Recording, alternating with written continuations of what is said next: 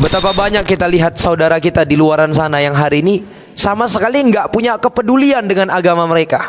Baik itu urusan sholat, urusan pengajian, dan yang semisal dengannya, mereka nggak peduli jamaah. Di benak dia itu hanya ada bekerja, menikmati hasilnya, begitu seterusnya. Orang yang seperti ini, maaf cakapnya itu nggak ubah hidupnya seperti apa?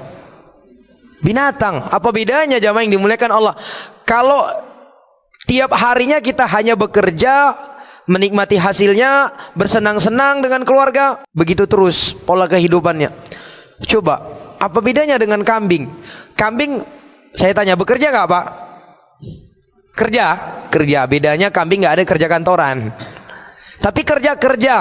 Dia bekerja, cari nafkah. Lalu setelah itu dia nikmati hasilnya, bersenang, berkumpul dengan keluarganya, begitu seterusnya. Tidur, besok lakukan aktivitas yang sama. Kalau sekiranya kita yang Allah berikan akal itu, pola hidupnya hanya seperti itu, mikirnya gimana caranya bisa menikmati dunia aja, tanpa pernah berpikir gimana caranya saya bisa masuk surga, gimana caranya saya bisa dekat kepada Allah. Kalau ada orang yang hidupnya seperti ini, itu nggak ada ubahnya hidupnya dengan apa?